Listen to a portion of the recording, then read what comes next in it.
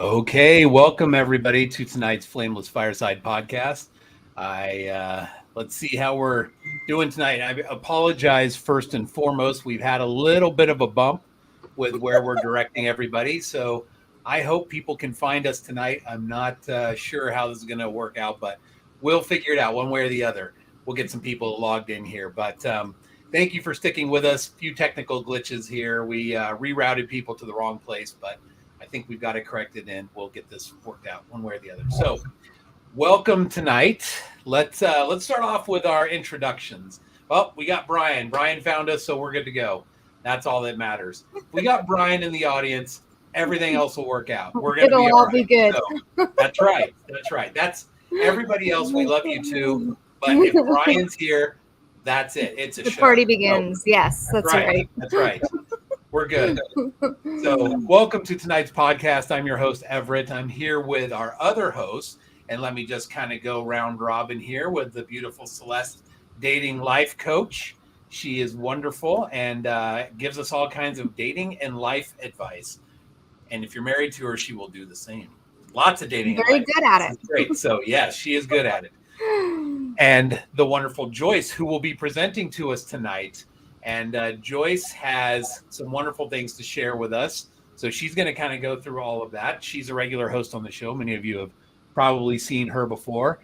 And last but not least, we've got our resident FBI agent, secret spy, super duper, go get him, bad guy type hunter, Corey, who happens to do cybercrime, but does not seem to save us from technical difficulties for some reason. So even though we rely on him, he doesn't save the day for us. That's because I'm in the mix. There's not much saving when I get into technical stuff. So it's hard to do. Yes. Well, we're certainly happy to have everybody. So tonight we're going to be talking about a really interesting topic that I think we run into quite a bit as singles, where we're sort of stuck in these ruts of, gosh, I keep doing the same mistake over and over and over again.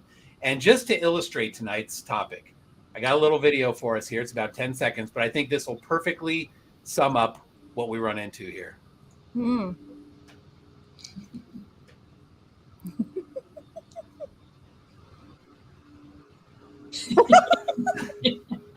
And that's it. I love that one. Yes, that's, for some reason, I don't know why I kept our videos up behind it, but that's what we seem to run into. The moment we get out of this rut, we're great. We run away like, yes, we're free. And then we jump right back in. I think you need to look no further than divorce statistics, right?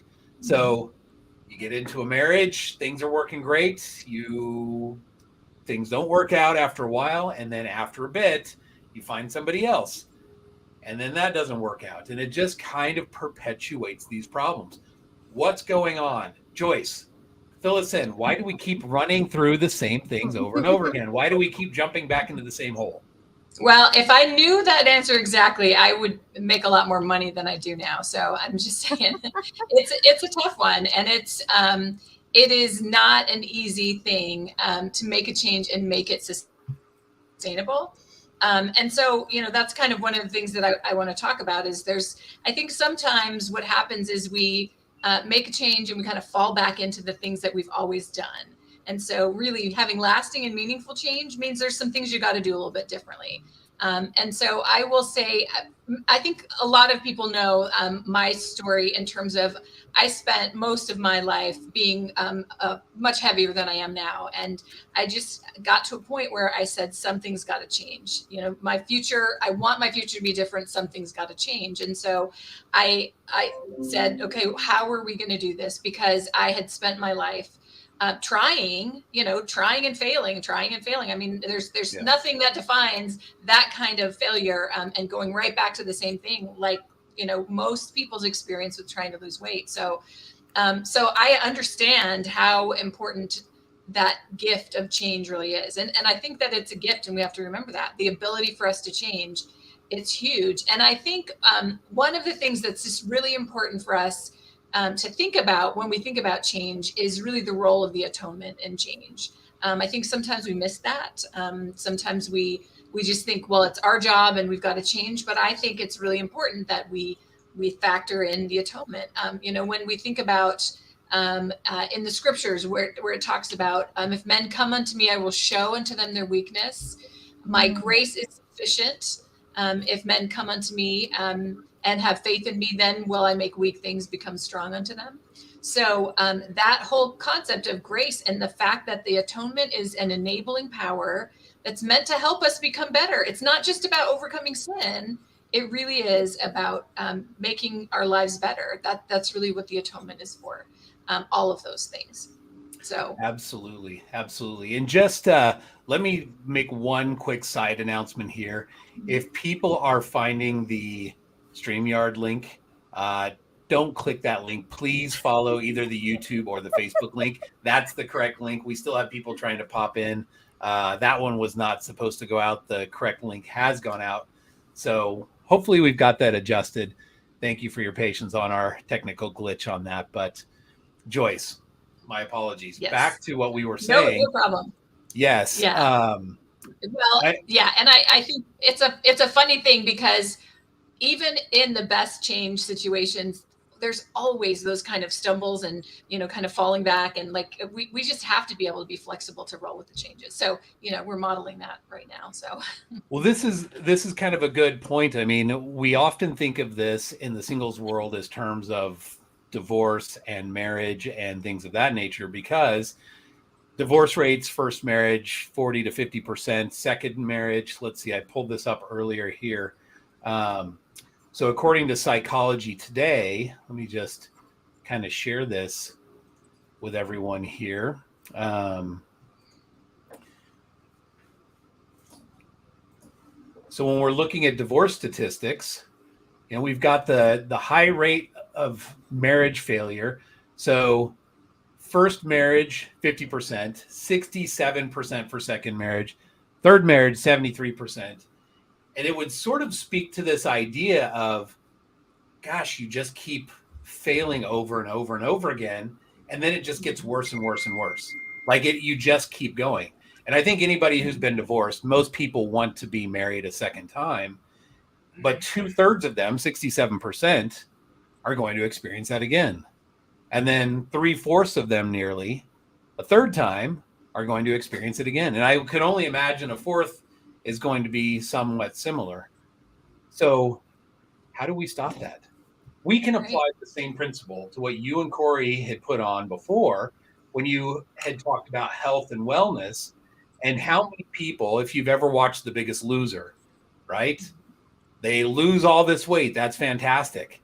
How many of them fall right back into that rut within a certain period of time?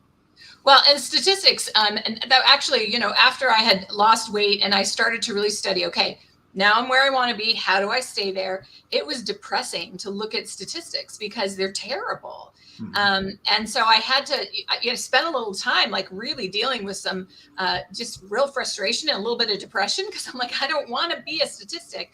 But in truth, we don't have to be a statistic. But one of the things in that process that I really came to understand is that change is change is change. And so you could be talking about divorce, you could be talking about weight loss, you could be talking about some other major life change. And, your ability to talk to men, I used to tell people that when I would talk to age appropriate single LDS men, I became an awkward 13-year-old. I was not good at this. And you can change that. You can become something different with, when you apply certain principles, when you really go through a process to change. And so that, for me, that's just been enlightening and exciting. And what's really a couple of really interesting things that I want to share. So in my patriarchal blessing, it has this little tiny phrase that has always been intriguing to me. It talks about the gospel of Jesus Christ, both inside and outside Christ's church. So I know we have the fullness of the gospel, but there are a lot of things in this world that are also principles of the gospel that come from another place. And so one of the things that, often when we have these podcasts and I'm like, well, what do I bring to this podcast? Because my actual job is I work in human resources, and this isn't about that, but this is a case where some of what I've learned professionally actually can be helpful, because human resources, we're the change managers in any kind of corporate change. And so I've learned principles through the years through that. So that's really an important part of change, is understanding like the models, and just when you're trying to change in a corporation, there's been a lot of money spent studying that. And some of those same principles can apply to us individually. So I want to be able to talk about some of that. My own personal experience, I've had, a dramatic change in my life in a couple of ways.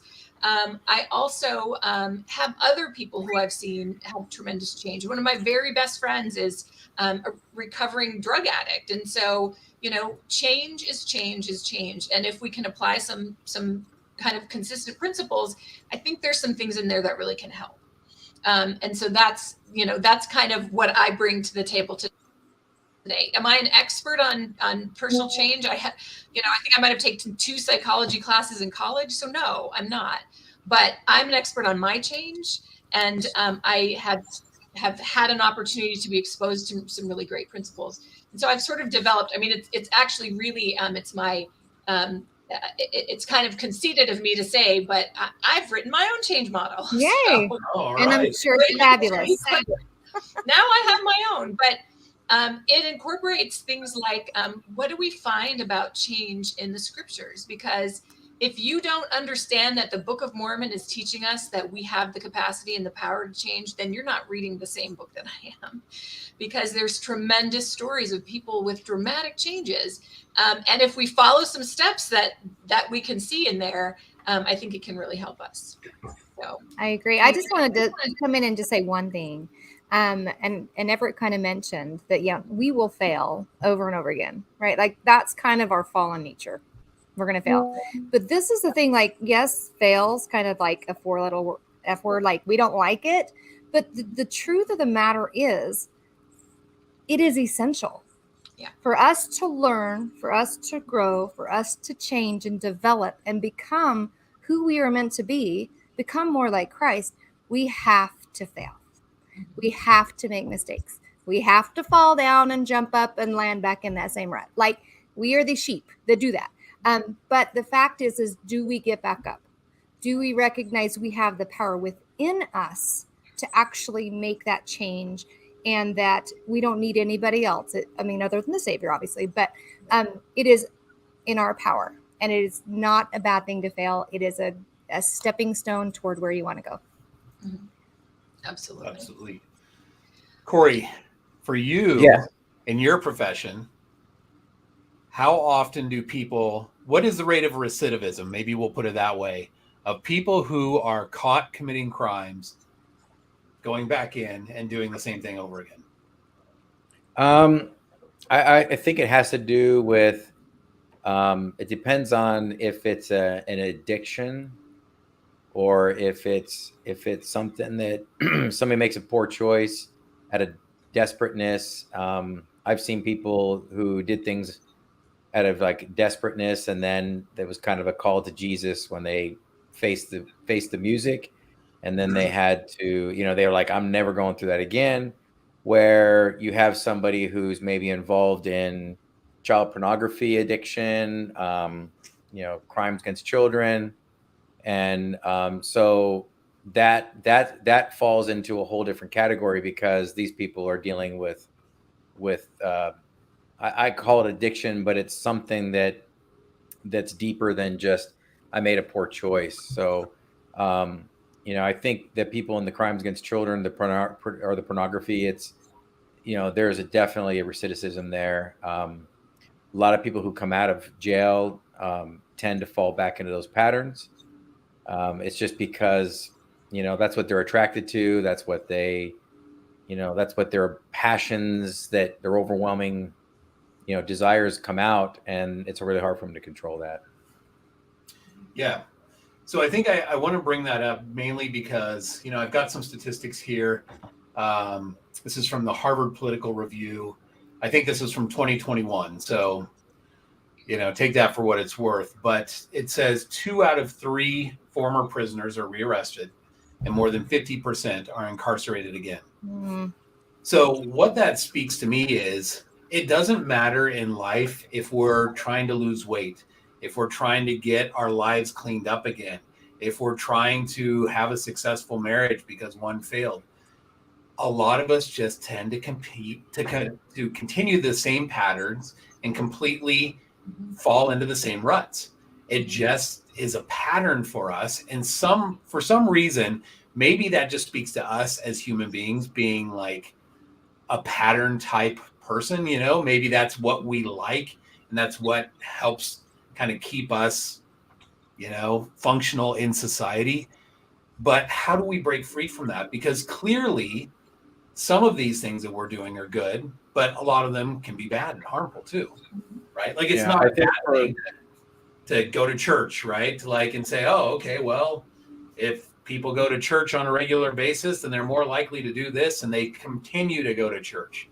That's probably a good pattern, but we can certainly get stuck in patterns that are not healthy. Great. So, well, I think also patterns. I think experience also makes us feel more comfortable with, I look at like these divorce statistics, right? I know when I was stuck in a difficult marriage, a lot of fear kept me in the marriage. A lot of like, I fear for my children. I feel I want to be there to raise them. I don't want people to think bad about me. Maybe fear of being judged at the church or judged by my family. Like all of those fears kept me locked in. And then now that I've been through, like, everybody says, oh, I've been through a divorce, so I know what it's like. I think that's why the statistics are higher, because then you jump into a second marriage, you're like, yeah, I'm not afraid of divorce anymore.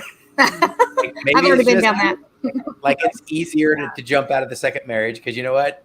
Nothing will ever top the horrible experience of the first divorce, because it was all new, it was all scary. Everything you did was brand spanking new. And now the second time you're like, yep, been there, done that. No problem. Easy to get out. Yeah, I think exactly what Corey is saying there. Like a pattern gives you consistency, gives you safety, peace of mind, your bubble, right? You're in it. You don't have to be, the outcome. Even if it's not a good outcome, you kind of know what the outcome is. But breaking free and finding that strength within to kind of say, I'm going to break this habit. I'm going to break this pattern, even if it's something that was given to you as a child. And real quick, before we get into Joyce's change models that she's going to explain, when she had mentioned the scripture about, come unto me and I'll show you your weaknesses and I'll help you make your weak things become strong. For me as a child, the pattern in our family was you did not ever admit that you were wrong. And you did not even almost admit to yourself that you had flaws. And it was really a difficult situation to be in, because you were kind of like, you knew they were there, but you really couldn't embrace them. And it was a pattern. It was a pattern that was set. I don't know how many generations back, but it came down to me. And I remember very, very vividly one evening, I was reading scriptures. I was married. I had a child. I was not later years, but I was probably late 20s. And I read that scripture and it was profound. I was like, Heavenly Father wants me to see my faults. He wants me to recognize them and almost even share them with others to help them realize it's okay to be wrong, have flaws. And it was the most freeing moment. I think that was a pivot point, a huge pivot point in my life, to where it was it is okay. I am imperfect. I make lots of mistakes. I got a lot of growth. And the Lord wants us to see that so he can help us strengthen them. So it was a profound thing. So anyway, I just wanted to share that. Well, thanks. Awesome. Fantastic. Thank you. Yeah, I think fear drives a lot of it too. I mean, I've been doing some, I know Celeste is going to laugh because a lot of people are going to laugh, but I've tried some yoga stuff, yoga for therapy and just trying to have a different perspective of things. I did the 2 years of therapy and now I'm trying, the yoga is more for me. It's not more for I did the therapy for my divorce and kind of getting out of some bad habits of with relationships. But now the yoga stuff I'm trying to do for me, to change my perspectives and things. And a lot of things that they talk about, or that my instructor was saying, is you have to sit in awareness. You have to be aware of your behaviors. You have to sit and say, why why did I do that? Why did I say that? Why did I think that? Why did I have that reaction? And being able to sit there and like reflect, like you're on the outside looking at yourself, almost like, because a lot of people are really good at counseling others, but they're terrible at counseling themselves. So it's like, oh, I could give all the great advice in the world, but can I take my own advice? Yeah, agreed. So the thing they always say is like sit in awareness. They always say you have to sit there and, why do you have those fears? Like that's the question that kept coming up. Why do you have those fears? Why do you hesitate, on a relationship, or, why do you react that way when your ex calls you? Like sit in awareness, look at yourself. Like, why do you have that reaction when you see a text from your ex? Like, why do you think you're in trouble? Why do you think you're going to get yelled at? Like, like figure that out. Cause I think fear drives a lot of non-change. Like you can't change. I agree.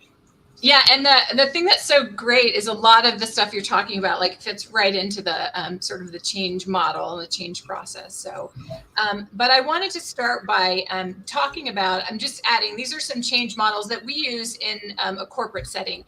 And I just want to run through them really quickly because I've borrowed from them kind of heavily. And I just want to kind of explain them. The first one we used in a previous company, and it's really more of a learning model, but it's also can be a change model. And it's unconscious, or it's a conscious competence model.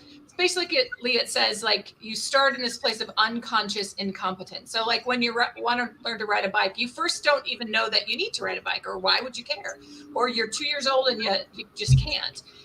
But then you move into this place of you're conscious that you can't do it. You're consciously incompetent, that something's not right. This is, true in many places. New companies they're like, we're not getting something right. We know it. We're not doing it right. And then we move into the conscious competent. So that's kind of when you put those training wheels on and you actually can ride your bike, and you might be doing it well and not needing the training wheels for a while, but it takes some time.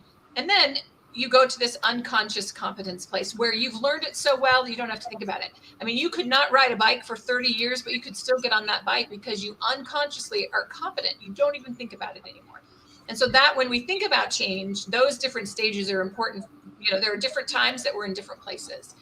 So Joyce, can we, sorry to interrupt, just to kind of put this into kind of more layman's terms. So I want to make sure I'm understanding this correctly. So unconscious incompetence is sort of like, I don't know how to do something, but I don't even know that I know how to do something, right? Right. So, you don't know that you don't know it. For example, you're overweight and you kind of don't even pay attention to that. You don't really notice it, or it takes you some time to figure that out. And then you become conscious of that. You become conscious that you're incompetent. You suddenly say, oh gosh, like I put on weight, like I'm doing this wrong. I'm gaining weight because I'm not eating right, or I don't even know why but I'm incompetent. I'm not where I want to be. And then you move into the conscious competence, which is where you would start to diet, where you would start to make better choices. And you do everything, like think about when you start a diet, you measure every ounce of food. In a corporate setting, in that sort of conscious competence is when you're writing policies and everyone is following checklists because you want to make sure you're getting it right. And then you can move, once you've truly learned it, into this unconscious competence. So does that help? Unconscious competence is more like I've just mastered this and it's kind of who I am now. It's almost like it becomes a part of you, right? It's like a conversion of sorts. Yep, exactly. Yep. Okay. You learned it so well that you don't have to think about it. This is just part of you. Mm-hmm. So the next model we use a lot, and it's just basic, any kind of change, but the first place you have to be is awareness. You have to know. It's similar to the unconscious incompetence, kind of that transition. And then a desire. And we're going to talk a little bit more about desire because I think sometimes we get desire a little bit wrong. But then you have to gain some knowledge. Like anytime you're going to change, you have to be committed to learning how to do something differently. And then you have to figure out, do I have the ability to do that? And if I don't, what do I need to do differently? There are times like weight loss. There are times people can't exercise because they physically aren't well enough, or they have some other, and they can't. And so they have to know that. You have to understand what your abilities are. And then this last place, which I personally believe is a place that we lose a lot of people, is this reinforcement. In a corporate setting, if we don't have sufficient reinforcement, we just go right back to where we started. That happens a lot. You don't really make that change. All of these things that we've talked about, different changes, reinforcement is really important. And you can see that actually in the scriptures. So I've got a couple of great examples from the scriptures about how we go about reinforcing change. And the last one, in some ways, is my favorite, though I like to think of it a little bit differently. But it's this Lewin's change model. And he basically says change is like a process of taking an ice cube and making it into a different shape. So maybe a cone or a sphere. You have to unfreeze it, so then you can change it, and then you can refreeze it. So like, would that every bit of change was that simple? Unfreeze, change, refreeze. But in reality, it's really not. I think about an organization that I worked for that we didn't do a good job of unfreezing. We brought in a new president. He was doing, had some really great ideas, but he didn't fully convince everybody all the way at the end of the row that we needed to change. And so, we're trying to change, but we never unfroze. And you can't change until you unfreeze. And so I prefer to think of this model, not so much from a personal standpoint, not so much as changing an ice cube, but I like to think of it as a clenched fist. And I'm trying to make sure my fist is in versus an open palm. Where's You're good. Right. So we have to be able to unclench that fist and be open before we can change. And then we can, again, hold on tight to what we've come to learn. But I think a lot of times where we get stuck is we won't unclench. We're holding tight to something that, feels important to us. And so we kind of continue to hold on to it.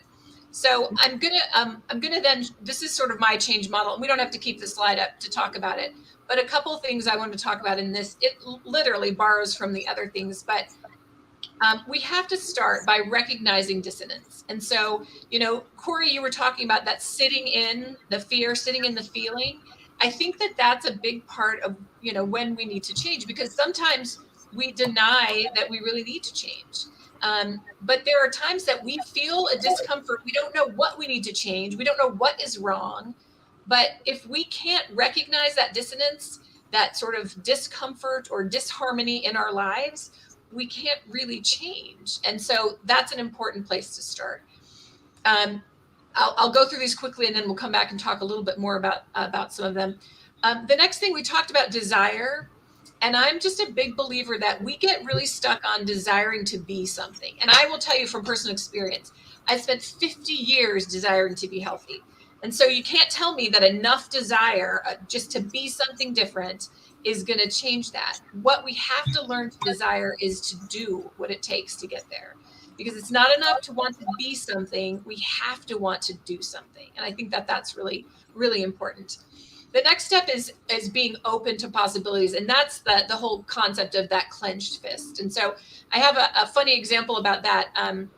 So I think any of you who have known toddlers know that once they get something in their fist, it is not easy to get that out. Like peeling back those little fingers is so hard sometimes. And sometimes that's how we have to open. Like, I'm not suggesting we should do that to anyone else, but sometimes that's how we have to open ourselves up, is literally prying back one finger at a time. And if we don't get them all, like how many times have you thought, oh, I got it out because I just pried up 3 fingers, only to find your little cutie chewing on dog food? Like, you have to open it up and really be open to whatever you need to receive.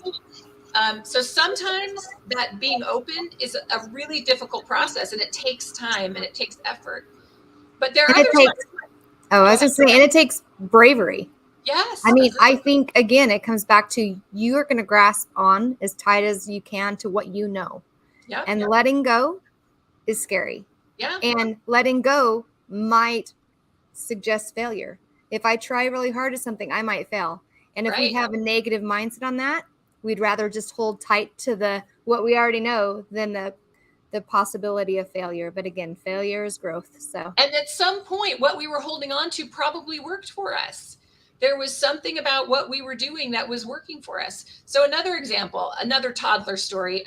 So my my oldest nephew, when he was just a little guy, cutest little redheaded boy, we just adored him. And so one day my sister and my mom and I were all sitting around watching him as he was teething. And so my sister would give him an ice cube and he would chew on it.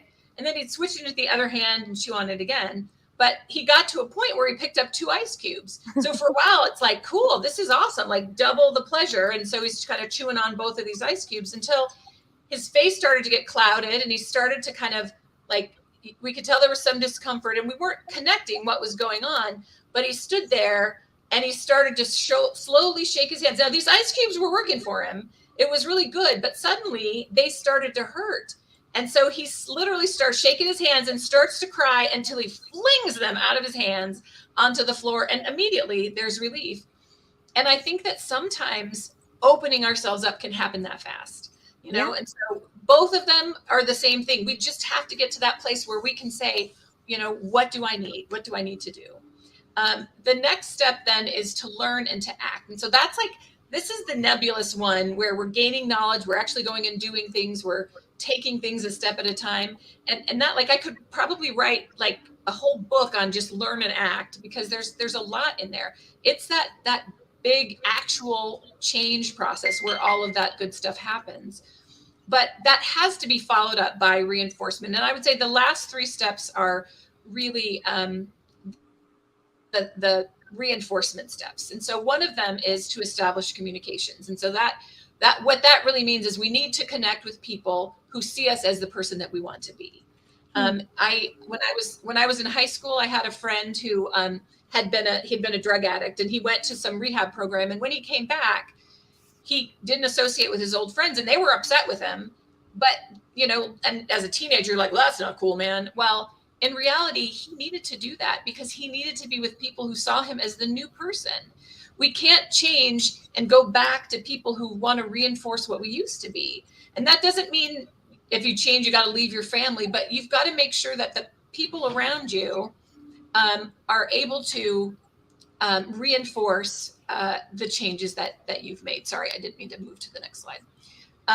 Another step, which I think is really important, is we need to be able to share what we've learned. Think about in AA, how many people become sponsors? It's because they have to be able to share. They have to be able to share what they're learning. And then the last one, and then we can kind of close down the slide and we can talk a little bit more, because I do have scripture stories for each of them. But the last one is that we need to be able to build in our lives sustaining systems. Now that works from a, you know, corporate kind of point of view, because we love systems and, you know, in corporations. But I think what that means is we've got to organize our lives in a way that supports the change. And so again, for weight loss, that means you got to have a kitchen that doesn't have a lot of snack food in it that is going to throw you off your plan. You've got to have a scale if you want to weigh your food. You've got to have systems. And that might just even mean how you schedule your time. The same may be true of any other kind of change. My friend who was a drug addict, she's been clean for years, but she had a surgery and they gave her some painkillers. And the system she used was to give her pain medication to her sister, who would give it to her as she needed, because she didn't want to put herself in a situation where she could slide back into that behavior. So, you know, I'm open to thoughts and what other people have to say about what are some of the sustaining systems to make changes, because that, you know, that's a key to how we don't jump right back in that ditch again. So, so we'll remove that. So anyway, I've talked a lot. I don't know if you have any comments, but I think that as we look at all of those steps, I think that we can talk about different examples from the scriptures, different examples from our lives of kind of all of those different things that we kind of in the different steps in the change model. So, yeah. Well, I think that as you were going over those, I was like, you know, each of these steps, I think we could probably stop and discuss. I'm sure we've all dealt with them. I'm sure we've all have personal stories. And so I don't know, maybe we can just kind of pop back through them real quick and just see if there's anything that any of us want to add. So Well, the first one is recognize dissonance. I mean, well, and I'll start with 2 quick little examples from the scriptures. I think if you read the book of Enos, I feel like Enos, you see he's doing that, you know, like he goes out into the woods to pray and he has things that are weighing on him. And so he prays and has this, you know, beautiful spiritual experience, his struggle. But it starts with this dissonance. He's recognizing, you know, gosh, something isn't sitting right. I'm not doing something right. I think that that's really important. The other thing is Nephi. You don't think of him as someone who needed to make a change, but Nephi was at a point where they'd left Jerusalem. He's talking to his brothers who, at that point, I imagine he looked up to his brother. They were his older brothers. He probably loved them, but he was feeling some like, is my dad crazy? Are they right? What's the right answer? And he went to the Lord and asked. And when he got the answer, he followed through with that. He didn't have a long way to go, but he certainly had a certain amount of dissonance. So I think it's natural. And I think it's necessary for us to really make a lasting change. Yeah, I think that even that scripture, again, I'll show you your weaknesses. Like, recognizing something's not right here, like things that I want don't line up with things that I have, or there's just that conflict within you. And sometimes we like to ignore the conflict because we don't want to admit to what the problem is, right? I don't want to admit, maybe I need to be a little healthier. Maybe I need to exercise or whatever. And it does, because maybe we add our value to it. Like, I feel less value because I am not as healthy, whatever it might be. But that dissonance is there for a reason. Like, that's what gets us to question. That's what gets us to pray and say, Heavenly Father, I feel like this is an area I need change. And this is going to be difficult, so I'm going to need your help. And I think that's what you're saying with Nephi. Agreed. He went to the Lord and found the strength he needed. And I think here's a quote that I think perfectly kind of sums up, the situation all too often is, we don't want to change. We just want things to change, right? Yeah, exactly. I want to keep doing what I'm doing, but I want all these different results. But that's just not how life works, right? Like, we have to stop and look at it and say, like, how am I going to get to a different place? That's probably going to equate to me doing something differently. And it is all too often, we are just stuck in our perfect little worlds. We're not doing anything wrong. Gosh, change doesn't feel good. It's uncomfortable. And they always have that example, if you cross your arms, now try crossing with the other arm on top. It feels weird, right?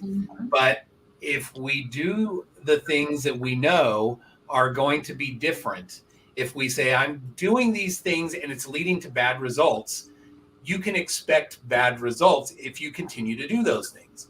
So therefore, maybe that's where the Lord continually says, hey, I'm here for you. I'm not going to give up on you as you run into the same wall over and over again, but let's try something different. And slowly over time, sometimes it's like, hey, I'm walking in this direction and I need to be walking this way. But the Lord's going to say, okay, well, you're walking here. Maybe we'll just kind of start walking there. And then we'll walk this way and then this way. And little by little, we finally get to the direction he wants us to go. But all too often we're like, well, I don't want to change. I want my destination to be on this path. I want to keep going this way and have everything work out. But that's not how it works. And have you guys read the book Atomic Habits? Yes. I love that book because it's not about, you're talking about weight loss, for example, right? And it's in there, he discusses this and says, okay, well, gosh, I want to lose 40 pounds or 100 pounds or whatever it is that somebody wants to lose. And so they put it in their mind, like, here I am, and there's the destination. Instead, it's changing little things along the way that will help replot our course to get to where we want to go. And I think that's really, and the author's name is James Clear, for anybody that hasn't read the book. Fantastic book. But it's about doing things differently. And once we start doing things differently, that's when the change occurs. But if we're doing the same things over and over again, expecting a different result, that's where we don't want to change, but we want things to change. And that just doesn't happen. And they're small changes, right? And that's what he points out. They're just little steps, because you're not going to be able to get whatever it is you're trying to change in your life. You're not going to be able just to leap there, right? It's like the ladder. I'm sure we've all seen that meme where the rungs are really far apart. How is the person going to get up there? You have the little rungs that are slowly, little small sections apart so that it's doable. And, just give yourself little changes, and then positive growth from those little changes. It just creates, it snowballs. and it It becomes a huge I growth. love this quote by Winston Churchill. It specifically talks about what you're saying.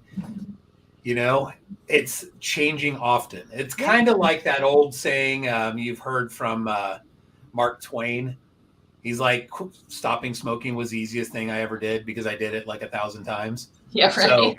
So, you know, it's sometimes that's what it takes, though.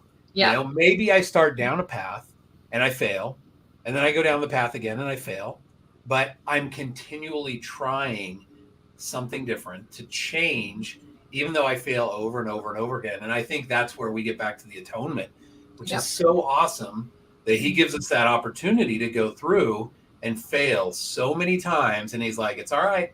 We're going to get this right one day. Just keep trying. Yep. And I think it's also important to recognize is we're talking not just, hey, I'm going to change until I reach my goal, right? It is a life change. It is a personal change. It is an internal change. Whatever it is you want to truly, truly change, it has to come from the inside. If you don't eat forever and you lose all the weight, but you still crave certain types of food when you're emotional or whatever, and you hit your goal and then you kind of fall back off the wagon, it's because the change wasn't within. It was more of a goal driven. At the end of this, I'm gonna, I made it. And it's kind of like, you see it as, like the temple marriage. Ooh, I made it and it's over. No. Like it's a lifetime. It's not a temporary fix. And one last thing I will say on the concept of taking those weaknesses to the Lord and him making them strengths is what he does not say is, if you show me your weakness, he says, I will show you your weakness. Exactly. And so I think that one of the things that we sometimes get caught in the trap of is, well, I know what my weakness is. I know what I need to fix. And sometimes we do, but sometimes we don't. And so it is that humility of going to the Lord to say, what do I need to change? And that goes back to that open palm, that being willing to open it so that you can receive whatever you need to receive. So, I love Elder Christopherson gave a quote or a talk, and he said, if you ever want something extremely scary and difficult, ask the Lord to show you what your weaknesses are. That's so true. That's where the rubber meets the road. It's like, it's true. He will. I can promise you, in that moment I shared earlier, when I was like, oh my goodness, Heavenly Father, like, help me. I want to see. Oh, he'll let you see. But he also doesn't want you to he doesn't expect you to immediately change, right? Agreed. And I do think it's important to recognize there's a song by Matthew West called Truth Be Told. And it talks about how, you know what, everything that you might be trying to hide and saying you don't have issues with, whatever it might be, things that you should change, but you don't want to, you kind of pretend it, you mask things, you might even justify to yourself. The truth is, the Lord already knows. Like, you're not hiding it from him.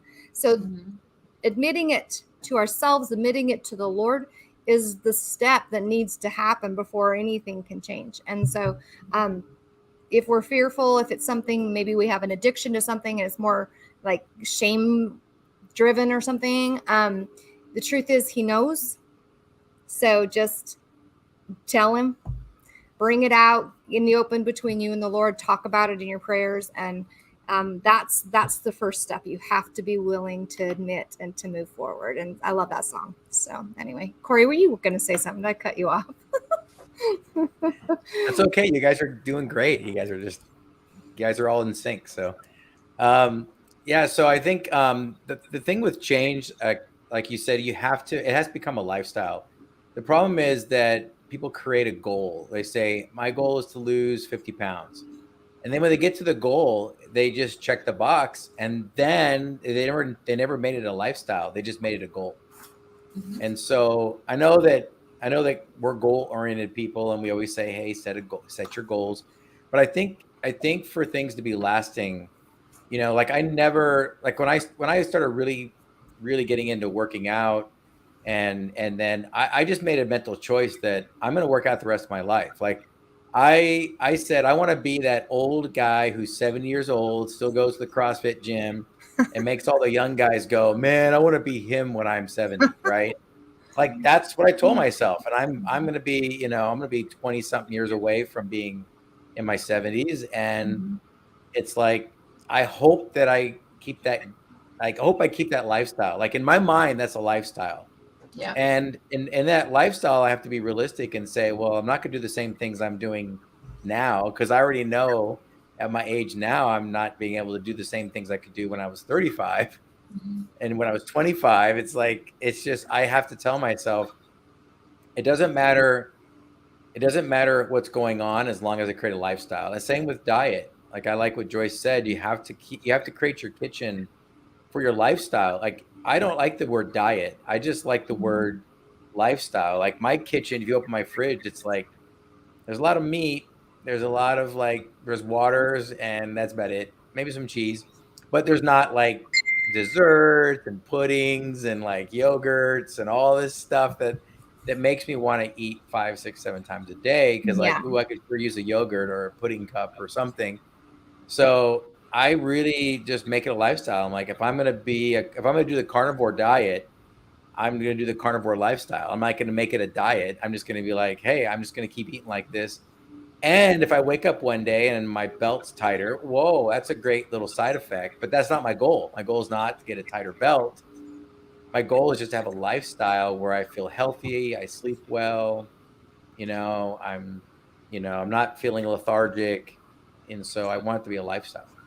Yeah. Well, and Corey, I think part of what you said actually moves to the next step, which is the desire to be. Like, because when you said, I'm going to do this for the rest of I'm going to do what it takes. It's not just, hey, someday I want to be this. It's, I want to go to the gym so that I can do this. It's not just about what you want to be. It's about what you want to do. And I think that's a pretty profound difference. Yeah. In terms of change. Yeah. Yes. So Joyce, let's go back to your, sorry, Celeste, did you have something? No, I was just going to add one thing that I think Corey had stated, is that if you want to succeed and change, you have to create an environment around you for success, no matter what it is. And, even Joyce was like, you have to have different friends maybe, or a different environment. Don't let yourself go to places or whatever, or things around you. Put positive things that are going to uplift you and kind of help you get to wherever it is you want to be. And that's a key. If you keep the same environment, it's not going to go well. So. Right. Okay, so let's go back to your slides here. You had some more for us.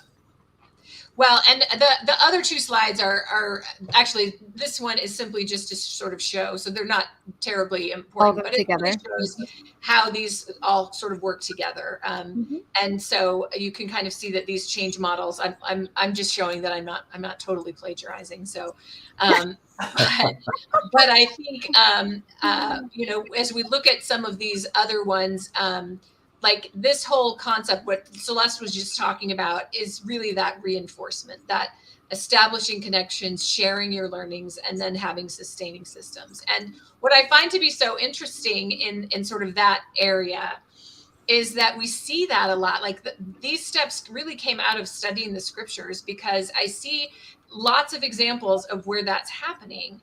And, I also see this, like, all of these steps, you'll find these in the scriptures. We can come back in a minute and talk about open to possibility. But while we're talking about this, I want to think about Alma the elder. And so, when he finally knew he just couldn't take being, one of the priests of King Noah, and he decided to leave. And well, first of all, he goes to Noah, and clearly he knew he was going to at least lose his job over this. But he says, you really shouldn't take out Abinadi. Like he's telling the truth. And so he's run out of town, and he goes and he sort of writes down everything Abinadi said. But then what does he do? But he starts teaching other people. He's making friends of these other people who probably, some of them hated him. He was a priest of this wicked king. And so he was establishing connections with people who saw him differently, who understood his change. And then he was sharing learnings. He was teaching them the gospel. And then if you think about where they went from there, they went and set up an entire community, set up a church that had, like different congregations, different ways he set them up, structured people to understand and learn and teach each other the gospel so that they could live in that lifestyle that they were creating. I think it's really powerful the way that he created that system. And you see that in a number of different examples in the scriptures. And so I think when we talk about establishing connections, you can't forget about the whole concept of Alma the elder and Alma the elder, Alma the younger. I'm thinking Amulek, Alma and Amulek. It's Alma the younger. Am I getting that right? Anyway, Alma and Amulek. When Amulek, he had this big life change and ended up losing everything, and because he was committed to the gospel. And where does he go? He ends up going back with Alma and having, kind of having a friend in that. And out of that, you also have Zeezrom, one of my favorite characters, because he's this very learned person who is humbled by what he learns from the prophet. And I think we don't see that a lot, but we see that there. And I love every time you see Zeezrom mentioned later, because you can tell he has, he's sharing learnings. He's sharing what he learned. He's going on a mission. So there's some great examples of how we need to sustain the changes that we make through connecting with people who understand us as a changed person, sharing what we've learned, and then creating ways that reinforce our new lifestyle. I think that's just really important. Yeah. And, in the BYUI learning model is actually exactly what you're saying. For those of us who've gone through that, like, it is about learning and then teaching. And you actually retain a lot more information. You're actually much more successful if you're able to turn that around, understand it, and be able to teach it to somebody else, and inspire somebody else. And it becomes more, again, a part of you. It becomes internalized versus just maybe a wish or something that's out there beyond you. So yeah, it's a great learning model. So yeah. Well, and one other thing, one other particular story that I think is so profound when we talk about change is Alma the Younger. I mean, you can't talk about change without talking about Alma the Younger. And, there are a lot of stories that you hear that tend to be that sort of prying the fingers open. I mean, I think about Laman and Lemuel, how many times, how many opportunities, like how much prying of those fingers did we do? But they never opened their fists. They were always still clenching on to the things that they believed. And we see how that ended for them. But I think that being open to the possibilities, I think about that whole story. And you can even follow all of these steps, sort of recognizing the dissonance.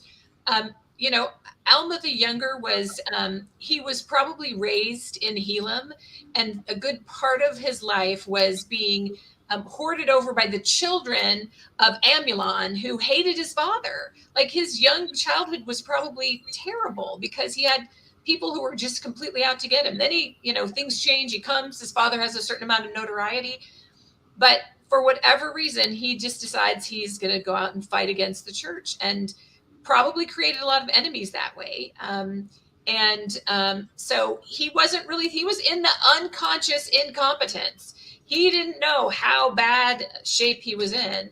But then he had that, amazing experience where an angel basically said, hey, you keep doing this, and you just, you just won't want to exist anymore. And so we'll take care of it. If you want to keep doing this, we'll take care of it. So, and so it was very quick, that kind of recognizing the dissonance, very fast for him, because it wasn't a little bit of dissonance. It was a clear, you are on the wrong path. And then that desire was, he knew, what does he do? And one of the things I've often heard people say is, Alma the Younger got it really easy because all he had to do was say he believed, and and then everything was fine. I don't believe that that's true. I think he had to go through the same steps that everybody else did. Mm-hmm.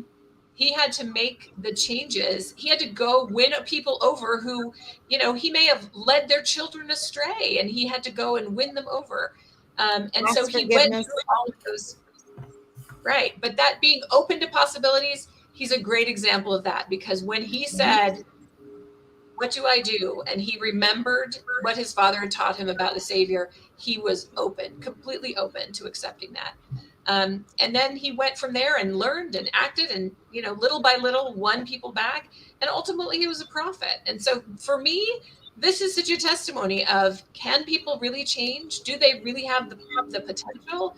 Absolutely they do. Absolutely they do. And that's why we liken the scriptures to ourselves, right? That's why we read them. It's not so much just to learn the stories. It's to say, hey, what is this teaching? What lesson is in here that I can put in my life? And change is at the core of the gospel. Absolutely. That's why we're here, to That's why change we're and to learn and to grow and to develop. So, yeah. Absolutely. So Absolutely. Well, Joyce, thank you. I want to kind of wrap it up here, but I just want to finish by saying that in the singles world, there is nothing that prevents us from reaching our goals more than we prevent ourselves from reaching our goals. And whether that's a goal of having a solid marriage or a goal of finding a partner, oftentimes we are the ones that need to change. And that can be a bitter pill to swallow. And it can take a lot of humbling to say, okay, Heavenly Father, here I am. I want this goal. And even though I am determined to walk that way, if you want me to walk 180 degrees the opposite direction, because that's where my goal is, I'm willing to do it. The real question we need to ask ourselves is, what do we want more? Or do we want to stick to our habits, or do we want to reach our goals?